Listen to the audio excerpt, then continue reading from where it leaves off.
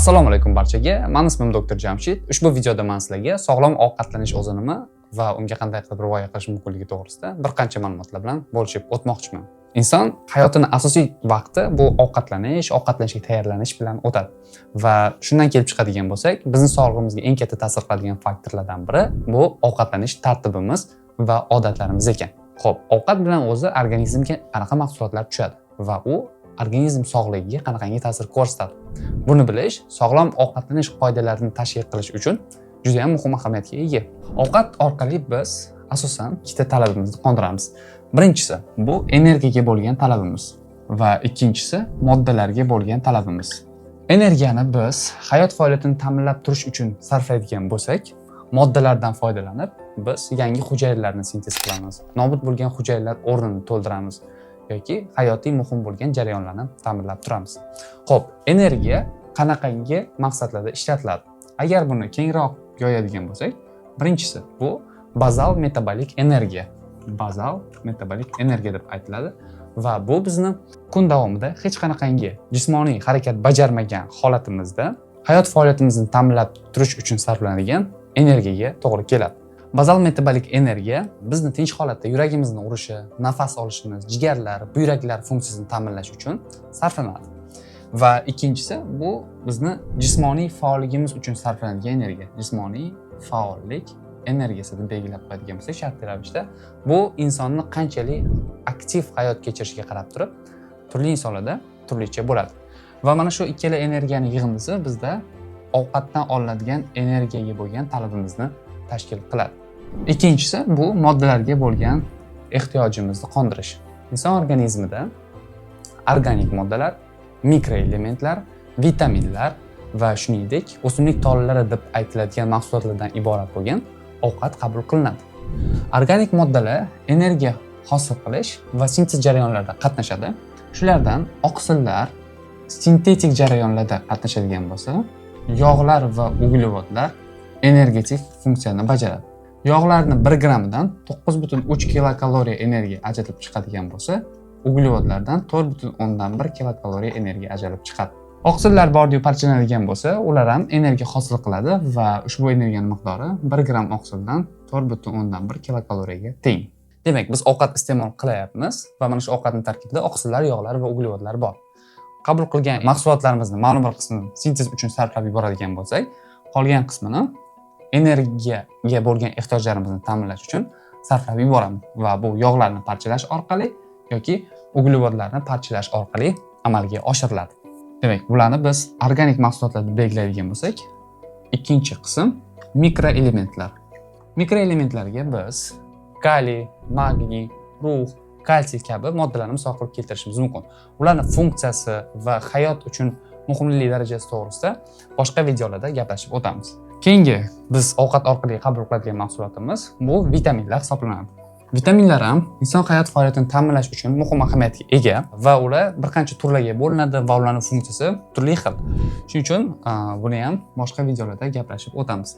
Va nihoyat oxirgi mahsulot bu organik tolalar. Organik tolalar organizmga tushgandan keyin hazm bo'lmaydi va qonga so'rilmaydi. Ularning asosiy funksiyasi oshqozon ichak tizimini funksiyasini ta'minlab berishdan iborat. Ya'ni peristaltikani yaxshi bo'lish yoki organizmda oshqozon ichaklarida ichak tizimida bo'ladigan bakteriyalarning tarkibini normal bo'lishini ta'minlash uchun muhim ahamiyatga ega va bunga misol qilib o'simlik kletchatkalarini yoki ko'p kletchatka tutgan sabzavotlar yoki meyvalarni misol qilib keltirsak bo'ladi. Shunday qilib biz siz bilan ovqatdan olishimiz kerak bo'lgan narsalarni va ovqatning tarkibidagi mahsulotlarni miqdorini bilib oldik. Demak, biz ovqatdan energiya olar ekanmiz va turli moddalarni qabul qilib olar ekanmiz. Mana shu moddalardan foydalangan holatda biz ham energetik talabimizni qondiramiz, ham turli xil mahsulotlar orqali hayotiy jarayonlarni ta'minlashni amalga oshiramiz. Endi inson bir kun davomida qancha ovqat iste'mol qilish kerak degan savolga javob berishimiz kerak. Inson bir kun davomida qancha energiyani qabul qilishi uni yoshiga, jinsiga, vazniga, shug'ullanadigan kasbiga bog'liq bo'ladi. Ya'ni jismoniy harakatning aktiv yoki passivligiga qarab turib. Shuningdek, genetik jihatdan ham belgilab beradigan bir muncha faktorlar bo'lib turib, ba'zi bir odamlarda energiya sarflanish ko'proq, energiya sarflanish kamroq bo'ladi, ma'lum bir ishga nisbatan. Va bu narsani biz xalq orasida ko'p eshitganmiz. Kimdirlar aytadi, man suv ichib ham semiraman yoki man non yemayman, lekin baribir ham semizman. Yoki yana boshqa turdagi odamlar borki, man qancha ovqat yesam ham baribir ozib ketaman yoki ozg'in holatda saqlanib qolaman. Albatta, endokrin jihatdan yoki metabolik jihatdan barcha funksiyalar normal bo'lsa va bu faqatgina ovqatga bog'liq bo'lgan holatlarda biz buni genetik spesifiklik deb aytishimiz mumkin. Ya'ni genetik jihatdan insonlar turli xil metabolizm tezligi yoki pastligiga moyil bo'lishadi. Xo'p, mana shu ikkala faktorni tushungan holatda biz endi insonni bir kun davomida qancha ovqat iste'mol qilish kerakligini hisoblab chiqish to'g'risida gaplashamiz.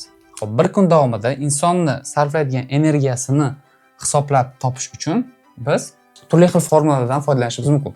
Men sizlarga onlayn internetda topsa bo'ladigan formulalardan foydalanishni tavsiya qilaman. U yerga siz o'zingizni yoshingiz, vazningiz, jinsingiz, shug'ullanadigan kasbingizni kiritadigan bo'lsangiz, bir kun davomida siz sarflaydigan energiya miqdori keltirib chiqarib beriladi. Bordi-yu sizda qanaqadir qiyinchilik bo'ladigan bo'lsa, kommentariyalarda yozib qoldiring.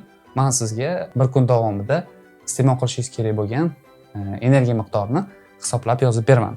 Taxminan misol tariqasida olamiz. Biz shu internet kalkulyatorda hisoblaganimizda 3000 kilokaloriya energiya iste'mol qilish kerak bo'lgan natija chiqsin. Ya'ni biz shartli ravishda olgan odamimizni hayot faoliyatini ta'minlash uchun bir kun davomida 3000 kilokaloriya qabul qilinish kerak ekan. Xo'p, 3000 kilokaloriyani endi biz mana bu turli xil moddalar tutgan ozuqa mahsulotlaridan olishimiz kerak. Xo'p, ularni o'zaro nisbati qanaqangi tartibda bo'lishi kerak? Xo'p, 3000 kaloriyani hosil qilish uchun biz energiyani taxminan 25% ni oqsillardan olishimiz kerak va yana 25% ni yog'lardan va qolgan 50% qismini esa uglevodlardan olishimiz bizga ratsional ovqatlanish yoki sog'lom ovqatlanishni hosil qilishga imkon beradi. Albatta, bu tavsiyalar Jahon Sog'liqni saqlash tashkiloti tomonidan berilgan va butun dunyo ekspertlar tomonidan qabul qilingan. Mana bu ko'rsatkichlar 25%, 25%, 50%, 5-10 ko'rsatkich orasida farq qilib turishi mumkin. Biz hisoblashga oson bo'lishi uchun va tushunarli bo'lishi uchun mana shu 25, 50% ko'rinishda hozir bilan ko'rib chiqamiz. Mana bu 3000 kilokaloriyani 25% ni hisoblaydigan bo'lsak, taxminan 750 kilokaloriya kelib chiqadi. Demak, 750 kilokaloriyani biz oqsillardan olishimiz kerak. Yog'lardan yana 750 kilokaloriyani olishimiz kerak bo'ladi. Uglevodlardan bo'lsa, ortib qolgan 1500 kilokaloriyani qabul qilishimiz kerak. 750 kilokaloriya, 750 kilokaloriya yoki 1500 kilokaloriya kelib chiqdi. Bulardan foydalanib turib, endi biz bir kun davomida iste'mol qilishimiz kerak bo'lgan oqsillar miqdorini, ya'ni grammlarda hisoblab topishimiz kerak. Buni hisoblash uchun 750 ni 4,1 ga bo'lamiz. Yog'larni qancha iste'mol qilishni bilish uchun 750 ni 9,3 ga bo'lamiz. Va uglevodlardan qancha iste'mol qilishimiz kerakligini bilish uchun 1500 ni 4,1 ga bo'lamiz. 182 gram oqsil, 80 gram yog', 365 gram uglevod iste'mol qilishimiz kerak ekan. Mana shu mutanosiblik, ya'ni 182 gram oqsil, 80 gram yog' va 365 gram uglevoddan iborat bo'lgan sutkalik oziqlanish tartibi bizda 3000 kilokaloriyaga bo'lgan ehtiyojimizni ta'minlab beradi. Aynan mana shunaqangi qoidaga rioya qilgan odam 3000 kilokaloriya ovqatni qabul qilib 3000 kilokaloriyani sarflaydigan bo'lsa, uni tana massasi ham o'zgarmagan holatda qoladi. Bordi-yu, iste'mol qilinadigan energiya miqdori 3000 kilokaloriyadan ortib ketadigan bo'lsa, ushbu odamda ortiqcha vazn yig'ilishi kuzatiladi va semizlik kelib chiqadi. Shu holatning teskarisi bo'lsa, ya'ni biz iste'mol qiladigan ovqat tarkibidagi kaloriya biz sarflaydigan energiyadan kamroq bo'ladigan bo'lsa, bunaqangi odamlar ozishga moyil bo'lib qolishadi.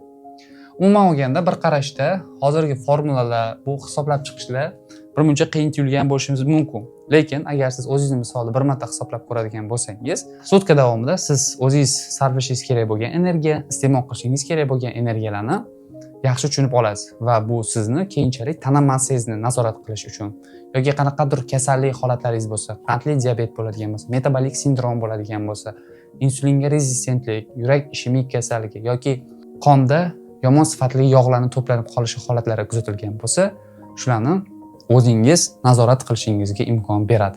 Endi mana shu ko'rsatilgan grammlarni bilgan holatda biz turli xil mahsulotlar tarkibidagi oqsillar, yog'lar va uglevodlarni o'zaro mutanosiblikdan kelib chiqib turli xil menyularni shakllantirishimiz mumkin bo'ladi.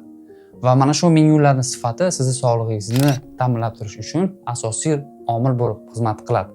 Bordiyu sizda qandli diabet, yuqori qon bosimi yoki yurak ishemik kasalligi holati bo'ladigan bo'lsa, birinchi navbatda dorilar qabul qilishingizdan qat'iy nazar o'zgartirishingiz kerak bo'ladigan narsa bu sizni ovqatlanish usulingizdir va bunda sizga sog'lom ovqatlanishning asosiy tamoyillari katta yordam beradi.